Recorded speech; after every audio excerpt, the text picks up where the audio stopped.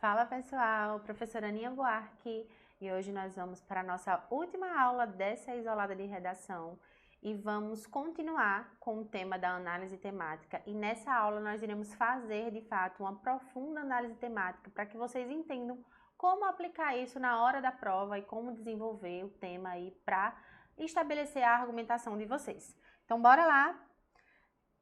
Como nós vimos, na aula passada, a análise temática é uma parte fundamental para você começar a construir a sua redação, entender o que o tema está cobrando de você, Isso é muito importante para evitar o tangenciamento e a fuga ao tema, e isso é feito através de uma leitura, e uma interpretação correta da proposta temática. Então, como que eu faço isso? Nós vamos fazer isso hoje com o tema do Enem 2023, que foi a invisibilidade do trabalho de cuidado realizado pela mulher. Então, nós vamos fazer a análise desse tema, vamos falar sobre repertório, sobre modelo de parágrafo, sobre tipos de argumentos, tá?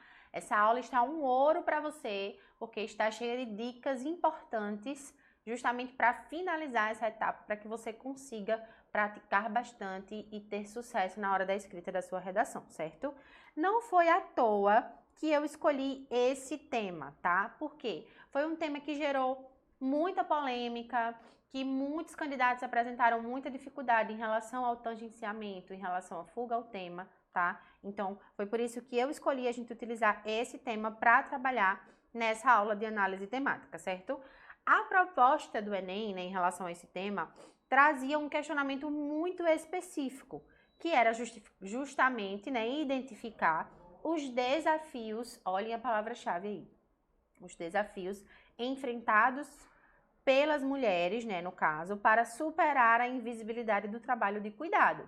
Então, era um tema que trazia, muitas palavras-chave, mas que se revelava já ali como núcleo da discussão na redação, Então, o ponto principal para a discussão na redação era justamente identificar esses desafios. Quais são os desafios que a mulher enfrenta, que ela precisa superar, no caso, as dificuldades que geram essa invisibilidade, Por que o trabalho de cuidado da mulher é tão invisibilizado, Por que ele é tão desvalorizado? Porque muitas vezes ele não é visto de fato como um trabalho. Então, tudo isso precisava ser destacado aí, E é importante ressaltar que o Enem, ele sempre vai solicitar uma reflexão crítica, tá? É um texto dissertativo argumentativo, então sempre vai exigir de você um nível de criticidade.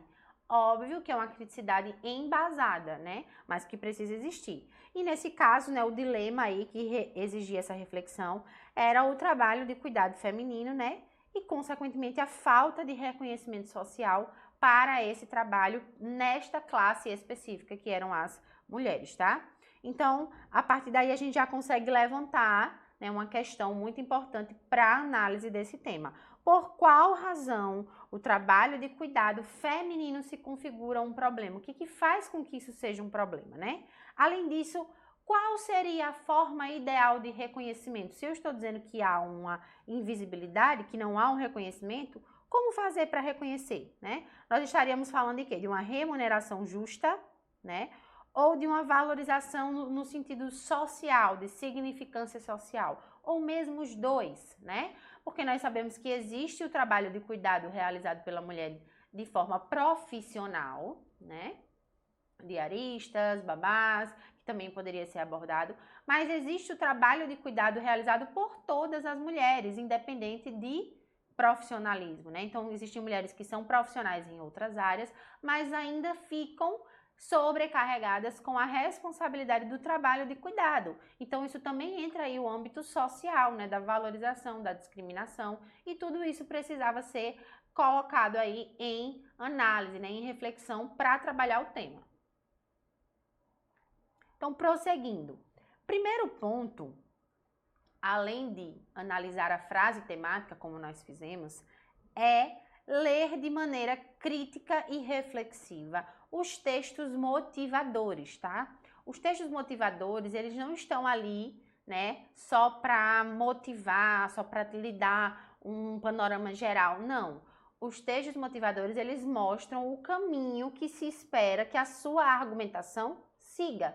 Então, eu não vou copiar os textos motivadores. O ideal não é que eu tire repertório dos textos motivadores, é que eu tire argumentos, que os meus argumentos eles sejam retirados dos caminhos que os textos motivadores me mostram, né? Não é à toa que o Enem, ele sempre traz mais de um texto motivador, né?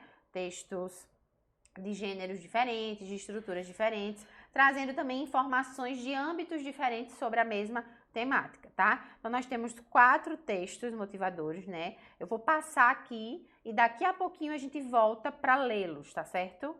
Mas vamos lá. O que significa a invisibilidade do trabalho de cuidado no Enem 2023, né? No tema da redação. Vejam só.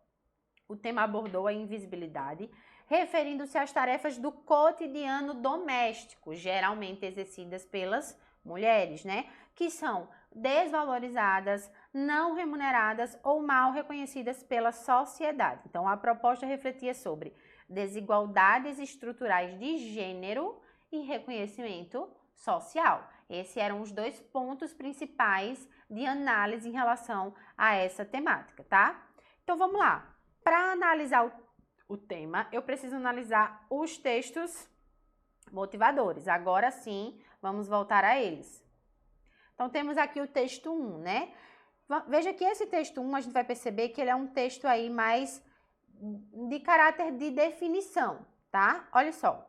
O trabalho de cuidado não remunerado e mal pago e a crise global da desigualdade. O trabalho de cuidado é essencial para as nossas sociedades e para a economia. Ele inclui o trabalho de cuidar de crianças, idosos e pessoas com doenças e deficiências físicas e mentais, bem como o trabalho doméstico diário, que inclui cozinhar, limpar, lavar, consertar coisas e buscar água e lenha. Se ninguém investisse tempo, esforços e recursos nessas tarefas diárias essenciais, comunidades, locais de trabalho ou economias inteiras ficariam estagnados. Em todo o mundo, o trabalho de cuidado não remunerado e mal pago é desproporcionalmente assumido por mulheres e meninas em situação de pobreza, especialmente por aquelas que pertencem a grupos que, além da discriminação de gênero, sofrem preconceito em decorrência de sua raça, etnia, nacionalidade e sexualidade. As mulheres são responsáveis por mais de 3/4 do cuidado não remunerado e compõem 2/3 da força de trabalho envolvida em atividades de cuidado remuneradas. Então, veja que esse primeiro texto, né, ele traz um panorama geral sobre o trabalho de cuidado e sobre, né, a classe que domina essa relação de trabalho de cuidado, que são as mulheres, invisibilizadas já por ser mulheres e que ainda às vezes perpassam, né, por outras desigualdades, como as que foram citadas no texto. E aí estão envolvidas tanto no trabalho não remunerado quanto no trabalho remunerado, tá?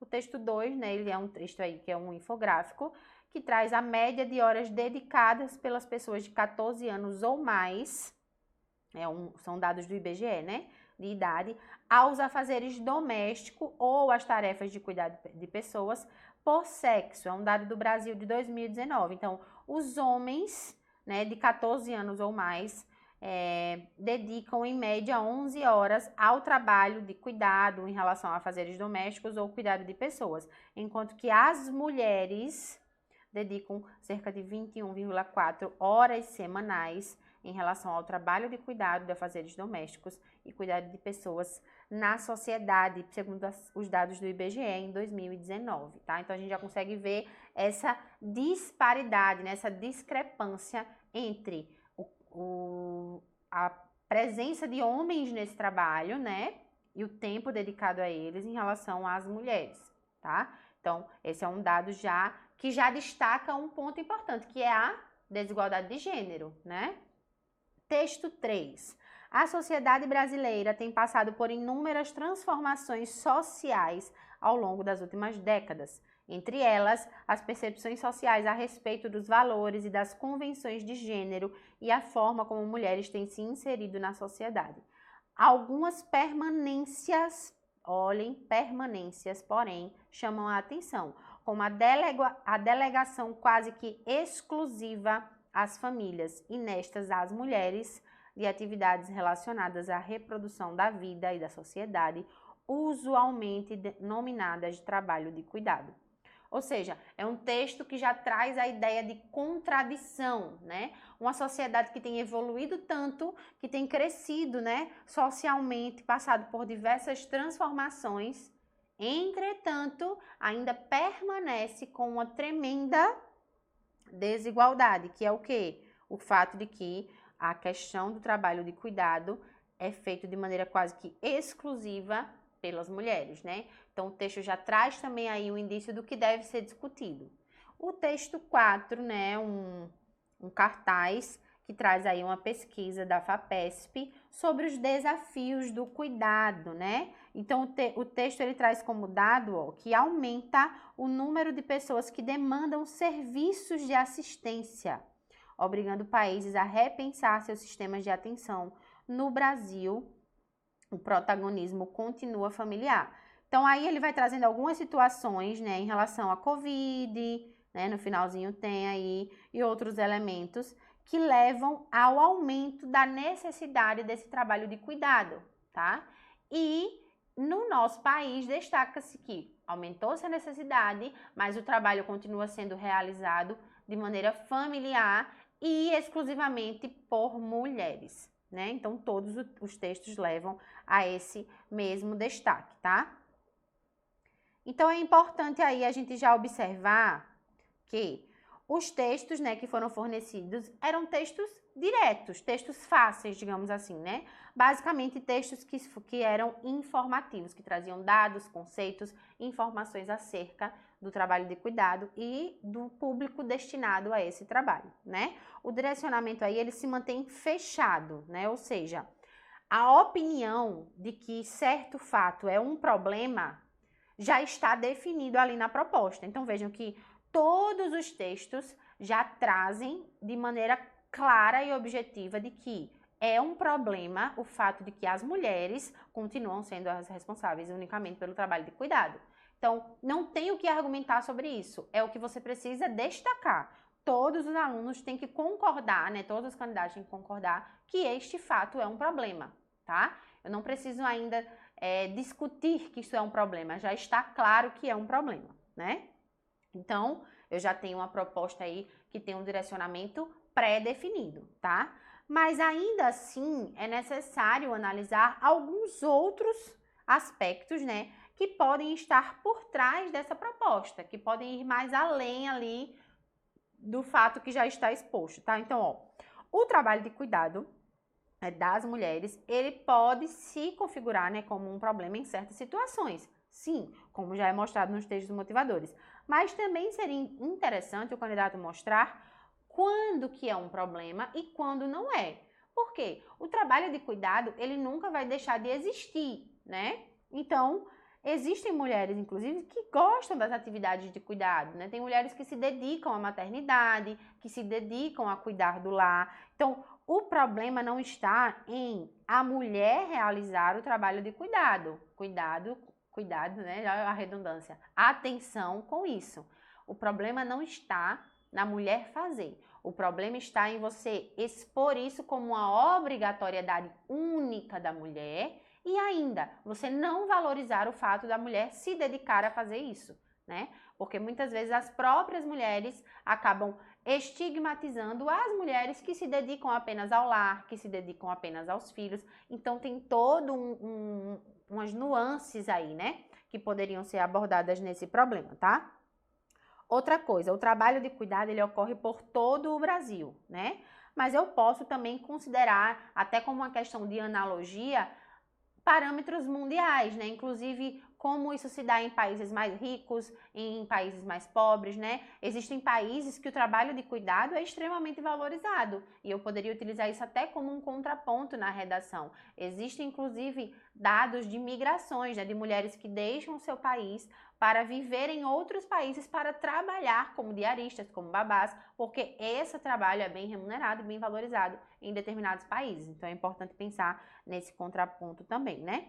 Outro ponto é que o trabalho de cuidado envolve tanto mulheres com nível superior de instrução, quanto mulheres analfabetas, né? Ele é uma demanda necessária até o momento para a vida. Então, independente da classe social, independente do nível de instrução, vai existir ali, claro que em medidas diferentes, mas vai existir trabalhos de cuidado e vão estar relacionados às mulheres, certo? E aí, uma possibilidade de tese, né? Que é a tese que eu vejo como mais clara diante do tema. Você está falando sobre invisibilidade, né, de um trabalho realizado por mulher. O que é que a gente vê como tese aí, ou seja, como um ponto de vista mais evidente? A banalização da opressão feminina, né? Essa tese, quando a gente fala dessa banalização, a gente está falando o quê? Que a sociedade, né, ao longo de todo o tempo, cada vez mais, desde sempre e para sempre, digamos assim, ela vem normalizando, vem trivializando injustiças, né, que são enfrentadas por mulheres, tá? Então, esse processo mostra que a sociedade, ela normaliza, ela pega aquilo que é grave, aquilo que é sério e trata como algo banal, como algo trivial, não dá a devida importância, né, o devido rigor que determinados assuntos, que determinadas situações deveriam ter, tá? Então, esse processo, né, que é uma transição de fato preocupante, vem se mostrando aí, né, de maneiras diversificadas, né? E a gente vê isso aonde? Em práticas, né, e atitudes opressivas que acontecem ao longo da nossa sociedade em diversas áreas e que são aceitas ou que são simplesmente ignoradas, né? Então, isso aí já reforça a necessidade de abordar essa tese, né? E aí, como consequência, né, essa negligência, essa aceitação de tal fato, contribui para a criação de um ambiente ainda mais desigual, né? Onde essa desigualdade de gênero, ao invés de ser quebrada, ela passa a ser perpetuada. E aí eu posso trabalhar essa necessidade de mudança de mente, né? De conscientização das pessoas em relação a um preconceito enraizado na sociedade, que é justamente o preconceito contra a mulher, né? A opressão feminina, que tem sido enraizada. E quando eu enraizo um problema, eu faço o quê? Eu deixo ele ali, ao invés de tentar tirar. É isso que consiste a banalização, tá? E aí, quando a gente define a nossa tese, né, o nosso principal ponto de vista, nós precisamos pensar em quê? Em conceitos, em formas de abordar e de defender aquilo que nós estamos falando, né? Nós tratamos na aula passada sobre a importância de repertórios coringas, ainda vamos falar sobre ele nessa aula, mas sempre que a gente tem um conhecimento de um repertório que seja mais direto e mais específico, é muito importante que a gente aborde isso no texto, né? E que a gente busque também sempre o conhecimento de novos repertórios, tá? E aqui eu trouxe o conceito que é um conceito da interseccionalidade, tá? É um conceito que vai, de fato, examinar a sobreposição de várias identidades sociais, né? E como essas interseções contribuem para experiências de discriminação, de privilégio, né? De desigualdade como um todo, tá? A Bell Hooks é a que recebe a fama, digamos assim, por esse conceito, né? Ela é uma feminista teórica da cultura e é uma autora, né, que fez com que esse conceito se popularizasse, embora não fosse ela a autora inicial desse contexto, tá? Essa autora, né, ela abordou esse tema em vários trabalhos e ela enfatizou justamente a necessidade de um feminismo que leve em consideração etnia, classe e outras identidades. Então, basicamente, o que ela faz? Ela não defende essa ideia de feminismo cego, né? Direitos iguais para todas as mulheres e ponto. Não. Ela trata justamente sobre a equidade, né? Existem mulheres sofrendo e existem sofrimentos diferentes em razões diferentes, que são as razões de etnia, né? De classe social e outros fatores que precisam ser levados em conta. É justamente isso que é a interseccionalidade, é você entender esses pormenores, tá? E isso é muito importante para compreender de forma plena como que essas opressões elas acontecem, tá? E aí, o feminismo, né, e outras lutas pelas justiças sociais, elas precisam ser pensadas dessa forma. Então, é um repertório que entra muito para esse tema, né, e outros temas que envolvam, de fato, minorias em situações de opressão, né, de banalização, de preconceitos e por aí vai, tá? Além dela, eu coloquei outros possíveis repertórios, né? Isso, gente, é um passo importante da análise temática mesmo, tá? Quando eu estou analisando um tema, que eu já defini a minha tese, eu vou pensando nas formas de defender essa tese, né? E é aí que entram os repertórios. Tem o filme Histórias Cruzadas e também o filme Que Horas Ela Volta, que são filmes, né, que retratam a vida de trabalhadoras domésticas e que podem ilustrar a questão do trabalho de cuidado e os desafios, né, que essas personagens enfrentam nos filmes e que se relacionam com a realidade, tá?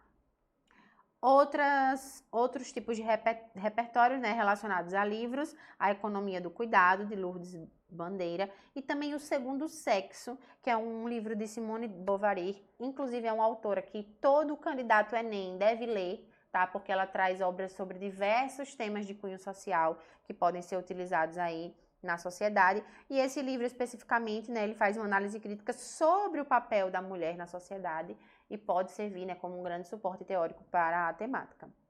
Além disso, sempre importante, né, que às vezes até aparece nos textos motivadores e outros dados que vocês possam conhecer, os documentos oficiais, né, relatórios da OIT, que é a Organização Internacional do Trabalho, já que nesse caso pegava um cunho aí no eixo, né, de mercado de trabalho, e também sobre o trabalho de cuidado não remunerado, tá? Vamos lá. O que eu poderia escrever na argumentação em relação a esse tema, né? Só destacar que não existe um argumento ideal, né, para um tema específico. Argumentos vão depender daquilo que você quer trabalhar, daquilo que você quer enfatizar na sua redação. Cada candidato vai criar o seu argumento. Mas existem argumentos frágeis e argumentos fortes, né? O que é isso? Argumentos que aqueles alunos que treinam mais, eles vão aprender a utilizar argumentos mais sólidos, né, para chegar mais perto aí de alcançar a nota 1000, tá? Como saber se eu estou utilizando um argumento forte, né? Primeiro passo é dialogar com os textos fornecidos, que são os textos que nós lemos ali da proposta temática, né? Como eu já falei, a partir de cada texto fornecido, eu consigo identificar qual seria um argumento forte, ou seja, qual é o caminho da argumentação que o texto ali está indicando que eu deveria seguir, certo? Então, contextualizando o trabalho de cuidado da mulher, né? É a primeira parte que a gente precisa avaliar desse tema, né? Então, a convivência familiar, né? Que atribui normalmente esse trabalho para a mulher desde as civilizações antigas até os tempos atuais, né? Independente das comunidades. Então, a gente vai ver que em culturas diferentes isso se perdura, né? Se a gente for olhar para lares indígenas, lares modernos, o trabalho de cuidado, ele vai ser predominantemente feminino, né? E aí a gente pode se perguntar como isso ocorre em outros países, né? E aí a gente pode também fazer essa análise. Em países ricos também existe, né, o trabalho de cuidado. E nos países em que existe uma igualdade aí de gênero, mesmo países, né, que são conhecidos pela igualdade de gênero, ainda há uma maioria de mulheres nesse sentido, que é o sentido do trabalho de cuidado, né? E aí existem alguns repertórios que são bem interessantes nesse caso desse tema, e aqui eu citei os psicólogos, né, que segundo eles é necessário que haja essa participação de todos em casa, inclusive das meninas, arrumar a casa, lavar a louça, limpar armários, são atividades benéficas de colaboração, que não devem ser atribuídas só à mulher, mas a todos os membros da casa, né? E nesse caso nem era de se esperar uma remuneração, né? O problema do trabalho de cuidado realizado pelas mulheres está nas situações onde a pobreza se instalou. Então, mais uma vez, a gente vai para um gancho na desigualdade, né? Onde as meninas são responsáveis por cuidar de irmãos menores, muitas vezes para a mãe trabalhar, né? Limpar, fazer comida, lavar, buscar água, enfim, se tornou uma carga dada para as meninas desde cedo devido à desigualdade social, né? E as mulheres adultas aí estão tão ocupadas buscando remuneração, né, buscando trabalho, que acabam não cuidando das próprias necessidades, acabam não tendo uma instrução formal, e é uma desigualdade que vai gerando novas desigualdades, né? É um trabalho invisível para a sociedade, né? Embora ele seja fundamental e precisa, de fato, dessa valorização, né? E aí eu coloquei os argumentos que podem ser trabalhados a partir de cada texto motivador, né? No texto 1, nós vimos que as mulheres assumem a maior parte do trabalho de cuidado e foi enumerando ali, né, alguns desses trabalhos. O texto também destacou que as pessoas pobres, incluindo meninas, realizam esse trabalho que frequentemente não é remunerado ou quando recebe baixa remuneração, né? Então aqui nós temos o reforço da causa pobreza, né? Já que aparecem várias possibilidades de argumentos relacionados a isso. Então, o argumento 1.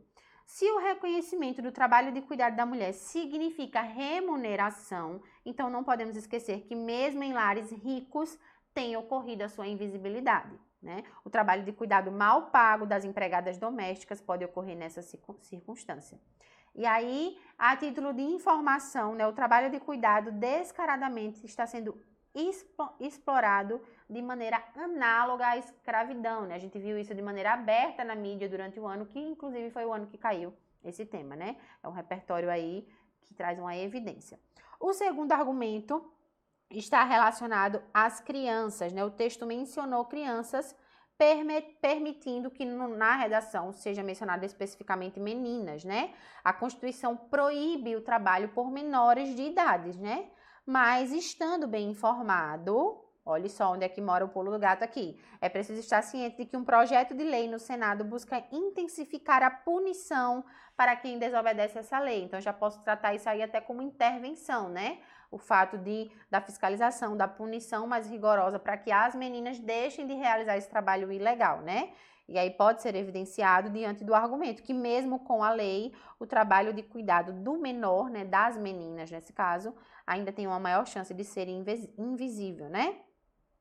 E aí muitas meninas ainda trabalham como domésticas, né, em regiões mais pobres do Brasil, e tem alguns casos que até viralizaram, né, nas redes sociais, que poderiam ser trazidos até como repertório também. O terceiro argumento, baseado no texto 1, seria, né, um contraponto aí, né, de outro aspecto problemático, que seria como diferenciar o trabalho de cuidado que explora o menor do trabalho de cuidado necessário para o seu crescimento e amadurecimento, né? Então, as crianças jamais poderiam ocupar seu tempo de brincadeiras ou estudo fazendo esse trabalho de cuidado, que, aliás, muitas vezes é pesado, né? Nesse sentido, em relação ao trabalho de cuidado para mulheres maiores de idade, pode-se discutir o tipo e a exigência do trabalho, já que cuidar da casa e dos filhos, né, dificilmente seria remunerado. Então, seria aí mais no sentido de ver a exigência, né, o tipo de trabalho, a carga depositada acerca das mulheres. Em relação ao texto 2, né? O texto 2 era um gráfico que mostrava lá que mais da metade do dia da mulher está sendo ocupada por esses trabalhos de cuidado. Então, a gente viu que em relação ao homem era 11 horas, né? Bem menos, e a mulher mais de 20 horas dedicado aos trabalhos de cuidado, que não deveria ser assim, né? Já que todo ser humano precisa dedicar seu tempo de vida também ao crescimento pessoal, por estudo principalmente, né? Descanso, lazer, alimentação, enfim. Então, além de ser um trabalho sem remuneração ou com remuneração muito baixa, o que também faz, né, esse gancho com o trabalho análogo à escravidão. Um exemplo bastante comum que poderia ser citado é o de que em locais mais pobres no Brasil, a filha mais velha, né, fica responsável por cuidar dos irmãos. É um repertório aí bem interessante, se você não já ouviu falar, a síndrome das filhas mais velhas. Isso ocupa praticamente todo o dia dessa menina, né, e acaba impactando nos estudos, enfim. Então, o argumento aí seria a persistência do trabalho infantil, né? Em relação a isso. Então, quais são os argumentos que eu posso retirar desse texto 2, né? O que leva a essa situação que o gráfico revela é que os pais costumam estar no trabalho o dia todo, ou seja, há uma falta de visibilidade, né? De valorização em relação a isso, tá? E aí a gente precisa ter cuidado, né, para não ficar aí no argumento frágil, que seria falar simplesmente só sobre o machismo ou o patriarcalismo, né?